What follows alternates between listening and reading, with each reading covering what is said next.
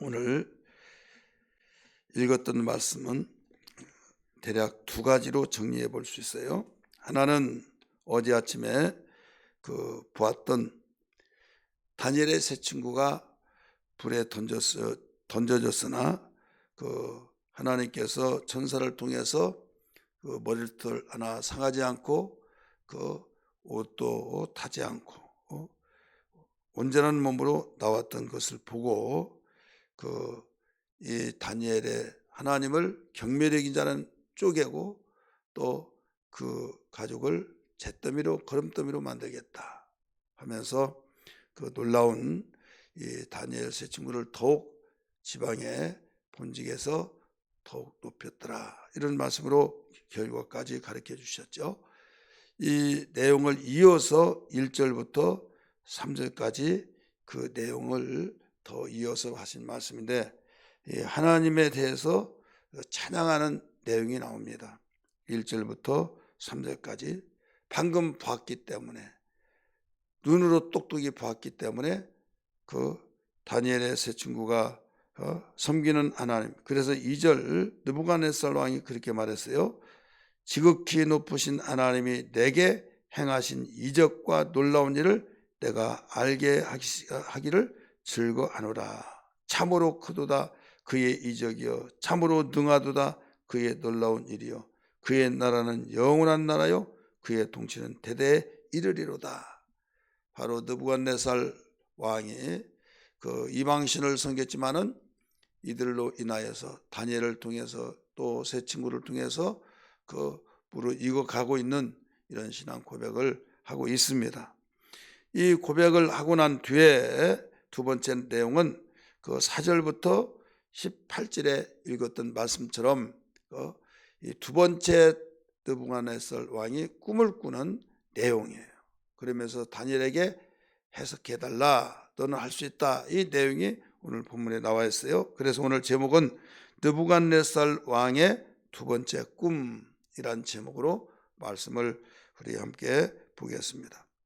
오늘 읽었던 말씀은 상당히 긴 내용이지만은 한마디로 말해서 느부갓네살 왕이 두 번째 꿈을 꾼 내용이에요. 그러면서 이 점쟁이 또 박수, 지혜자들, 술사 이런 사람들에게 이 꿈이 무슨 꿈이냐 한번 말해봐라 하는데 한 사람도 그 꿈이 무엇인지를 몰랐다.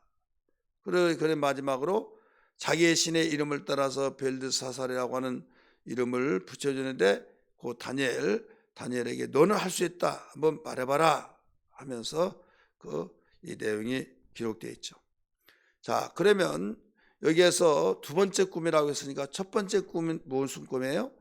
내가 꿈을 꾸는데 내가 무슨 꿈을 꿨고 그 꿈 해석을 해내라, 이 내용을 보았던 신상을 보았던 이 꿈이었어요. 오늘 두 번째는 방금 읽었던 내용이에요. 그러면 내용을 대략 말한다면 여러분 읽으셔서 들어 아시겠지만은 여기에 내용은 자세하게 신경을 쓰지 않으면 무슨 말인가도 잘 알지 못할 수도 있어요. 그러나 대략 말씀 보면 나무가 있는데 나무가 점점 자라면서 아주 어마어마하게 자랍니다. 땅에서 하늘 꼭대기까지 닿더라. 그러면서 나무에는 잎사귀가 나오죠. 잎사귀가 있고 또 열매를 맺힌데 새들은 잎사귀에 가지에 앉아 있고 또 열매는 많이 맺어서 만민들이 먹을 만한 그런 이 열매가 되고 또 육체를 가진 모든 것이 거기서 먹고 이렇게 이 한 나무에게서 중앙에 있는데 자라더니 하늘 꼭대기까지 닿더라 이거지, 나무가. 그러면서 잎사귀 많이 일어나고 가지도 있고 거기에서 열매가 주는 게 맺혀지고 이런 새들의 짐승들이 거기에 다 모여서 짐승들은 쉬고 열매는 모든 육체를 가진 자가 다 먹게 되고 새들은 잎사귀 가지에 거기에 깃들여 쉬고 있더라, 이런 내용이에요.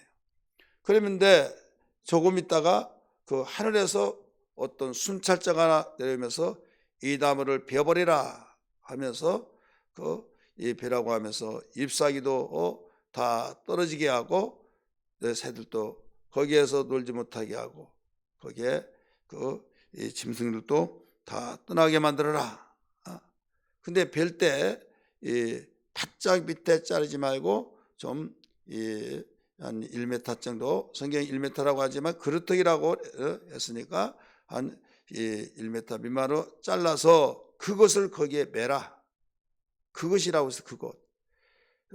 우리 성경 그 내용은 우리 13절에서 16절까지 나오는데 특별히 15절 한번 보시기 바랍니다. 그러나 그 뿌리에 그루터기를 땅에 남겨두고 쇠와 놋줄로 동이고 그것을 들풀 가운데 두어라. 그것이 하늘 이슬에 젖고 땅의 풀 가운데서 짐승과 더불어 제 몫을 얻으리라 하면서 그것을 그루터기에 거기다 매놓고 밤이슬을 막고 또 여러 가지 짐승들이 사는 것처럼 그렇게 하게 하라 이거예요. 그러면 또 하면서 16절에 가르쳐주고 있어요. 마음이 변해서 사람의 마음 같지 않냐고 짐승의 마음을 받아서 7대를 지내리라. 7대, 한 때가 1년입니다. 7대를 지내게 하라. 그러면서 순찰자가 명령을 그렇게 내려요. 그러니까 거룩한 순찰자가 하늘에서 내려와서 그렇게 말했다고 그랬죠. 그 말대로 이렇게 하게 됩니다. 그러면서 왜 이 꿈을 주시느냐 이런 내용을 가르쳐 주었어요. 오늘 우리는 이 말씀을 알아야 할 것이 뭐냐면 하나님은 왜 느부갓네살 왕에게 두 번째 꿈을 꾸도록 하셨을까? 오늘 이 내용의 핵심이에요.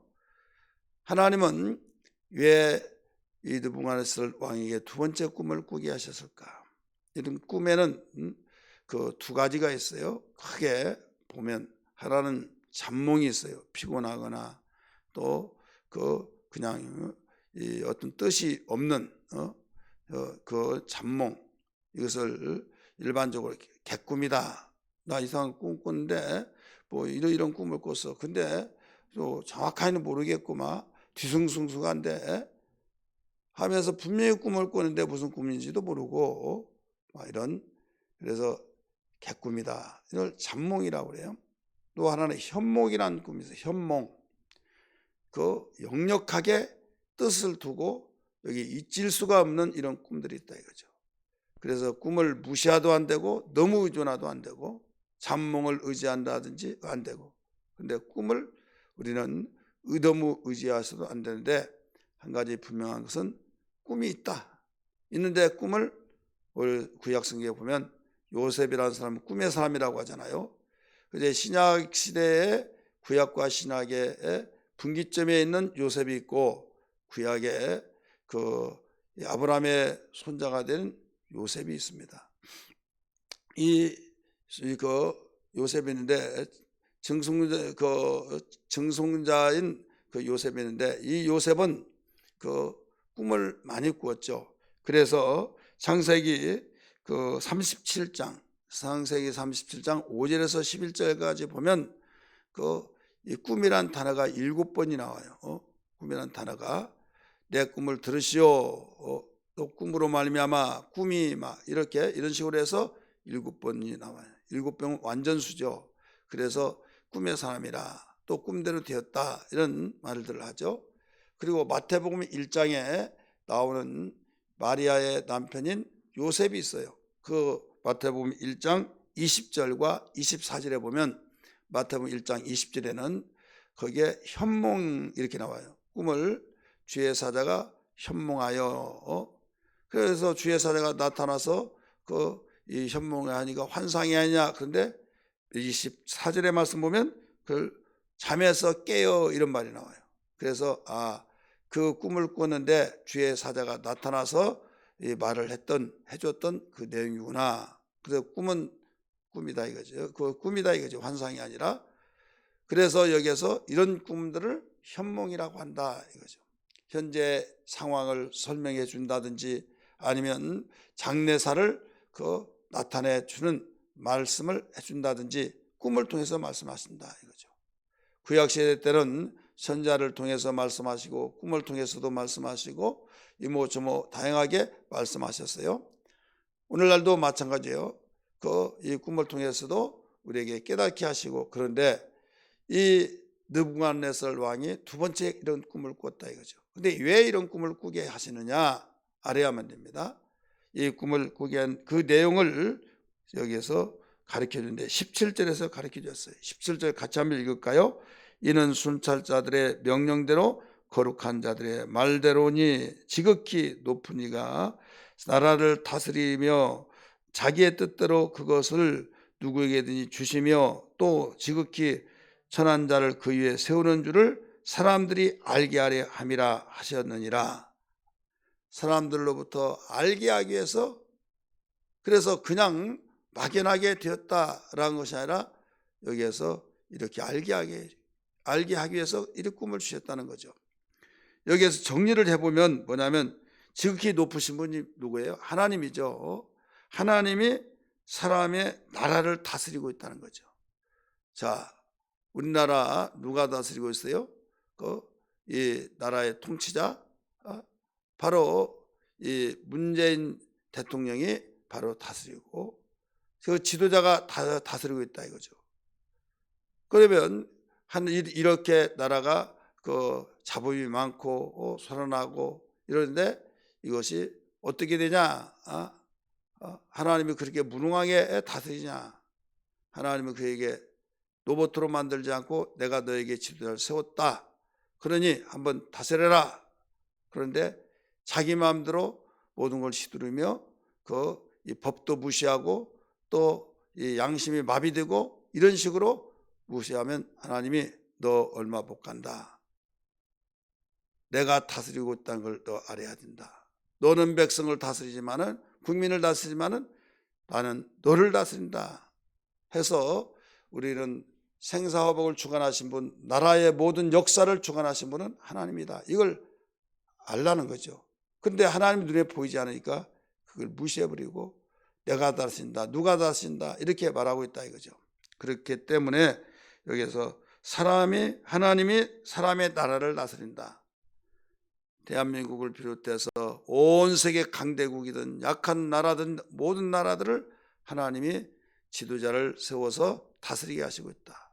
그러면 하나님의 지혜를 가지고 하나님의 세상한 양심을 가지고 하나님의 법을 가지고 다스리면 하나님께 기뻐하시지만은 사람의 원하는 걸로 또 모두 돌아가는 형태 분위기를 봐서 눈치 봐가면서 하나님 법을 저버리고 다스린다고 한다면 야 이놈 하면서 네 나라가 오래가지 못할 것이다 라고 하는 사인을 주고 있다는 거죠.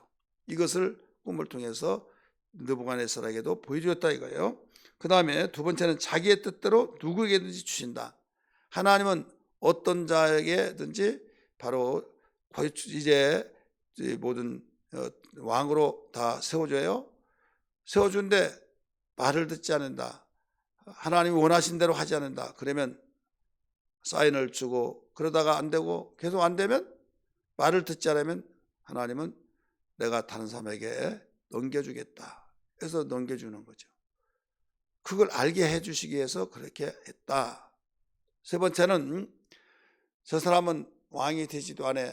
될 수도 없어. 그런데 완전히 무능하고 연약하고 보잘것없고 생각지도 않는 사람이 딱 나타나서 통치자가 되는 경우가 있다 이거죠. 잠언에서도 나오잖아요. 이해할 수 없는 몇 가지 하면서 나오잖아요. 왕족도 아닌데 이름도 없는 자가 왕이 됐다. 이것은 뭐냐면 여기에서 지극히 천한 자를 그 위에 세우신 줄을 알게 하기 위해서 그랬다. 세 가지예요.